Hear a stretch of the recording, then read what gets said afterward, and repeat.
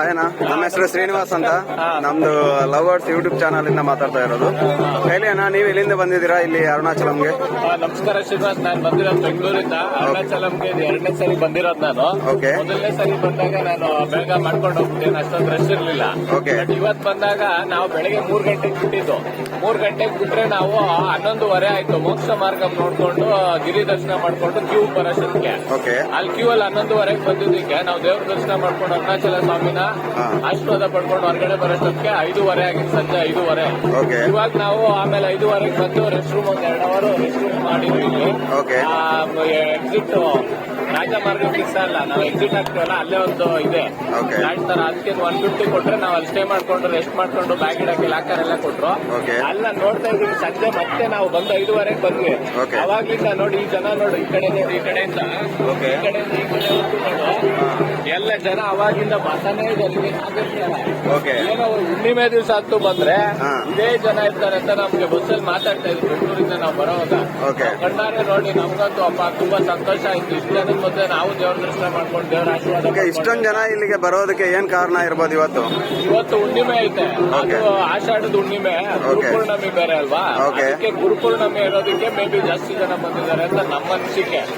ಆಮೇಲೆ ಈ ಸಂಜೆನೆ ಮಧ್ಯಾಹ್ನ ನಾವು 3 ಗಂಟೆಗೆ ಸ್ಟಾರ್ಟ್ ಮಾಡಿದ್ರು ಇಷ್ಟೇ ಜನ ಹೋಗ್ತಾ ಇದ್ರು. ಮಿಡ್ಲಲ್ಲಿ ಸ್ವಲ್ಪ ಬಿಸಿಲಿದ್ರಿಂದ ಕಡಿಮೆ ಆಗಿದ್ರು.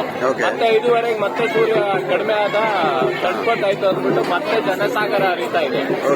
ನಮ್ ಜೊತೆ ಇವರು ನಮ್ಮ ಕೊಲೀಗ್ ನಂದೀಶಣ್ಣ ಅಂತ ಬಂದಿದ್ದಾರೆ. ಇವರು ಫಸ್ಟ್ ಟೈಮ್ ಬಂದಿರೋದು ಇಲ್ಲಿಗೆ. ನಾನು ಸೆಕೆಂಡ್ ಟೈಮು, ಅಣ್ಣ ಇವಾಗ ಫಸ್ಟ್ ಟೈಮ್ ನಾವು ನೋಡ್ಬೇಕಂತ ಬಂದಿದ್ದಾರೆ. ಅವ್ರ ಅಭಿಪ್ರಾಯ ಹೇಳ್ತಾರೆ. ಸರಿ, ಹೇಳಿ ಅಣ್ಣ, ನೀವು ಹೇಳಿ, ನಿಮ್ಗೆ ಹೇಗ ಅನಿಸ್ತು ದೇವರ ಆಶೀರ್ವಾದ ಪಡೆಯೋದು? ಈ ದರ್ಶನ ಹೇಗ ಅನಿಸ್ತು? ಅರುಣಾಚಲಂ ಹೇಗ ಅನಿಸ್ತು? ಹೇಳಿ ನಮ್ಗೆ. ಆಕ್ಚುಲಿ ನಾನು ಅರುಣಾಚಲಂ ಬಗ್ಗೆ ಕೇಳಿದ್ದೆ. ಓಕೆ. ಬಟ್ ಇಲ್ಲಿ ಬಂದು ಅದನ್ನ ಫೀಲ್ ಮಾಡಬೇಕು. ಓಕೆ. ಕೇಳೋದ್ರಕ್ಕಿಂತ ಫೀಲ್ ಮಾಡೋದಿದೆಯಲ್ಲ. ಹೌದು. ಆಕ್ಚುಲಿ ನಾವು ಫಸ್ಟ್ ಟೈಮ್ ಬಂದಿರೋದು. ಫಸ್ಟ್ ಟೈಮ್ ಅಲ್ಲೇ ನನಗೆ ಯಾವ ತರ ಫೀಲ್ ಆಗ್ತಾ ಇದೆ ಅಂತ, ಈ ಜನ, ಈ ಕ್ರೌಡ್, ಅದ್ರ ಮಧ್ಯೆ ಭಕ್ತಿ. ಇಷ್ಟು 14 ಕಿಲೋಮೀಟರ್ ಕೂಡ ಬರೆಗಾಲಲ್ಲಿ ಚಪ್ಪಲಿ ಹಾಕ್ತೇನೆ ಎಲ್ಲ ಸುತ್ತ ಹಾಕಿ ಗಿರಿ ಪ್ರದಕ್ಷಿಣೆ ಮಾಡಿದ್ರು ಕೂಡ ಆ ಒಂದು ನೋವು ಅನ್ನೋದು ಒಂದು ಫೀಲ್ ಇಲ್ದೇನೆ ಭಕ್ತಿಯಿಂದ ದೇವ್ರನ್ನ ದರ್ಶನ ಮಾಡ್ತಾ ಇದ್ದಾರೆ. ಇದು ತುಂಬಾ ಹ್ಯಾಟ್ಸ್ ಆಫ್ ಅಂತ. ಎಲ್ಲರೂ ಇದಕ್ಕೆ ವಿಸಿಟ್ ಮಾಡ್ಬೇಕು ಅಂತ ನನ್ನ ಭಾವನೆ. ಸೊ ನಿಮ್ಗೆ ಹೇಗ ಅನಿಸ್ತು ದೇವ್ರನ್ನ ನೋಡಿದ್ದು, ಆ ಅನುಭೂತಿ ಅದೆಲ್ಲ ಹೇಳಕ್ಕಾಗುತ್ತಾ? ಅದೇ ಈಗ ಗಿರಿ ಪ್ರದಕ್ಷಿಣೆ ಮಾಡಿದಾಗ ನೋವು ಇತ್ತಲ್ಲ, ದೇವ್ರು ನೋಡಿದಾಗ ಆ ನೋವೆಲ್ಲ ಮಾಡ್ತಾ ಹೋಗುತ್ತೆ.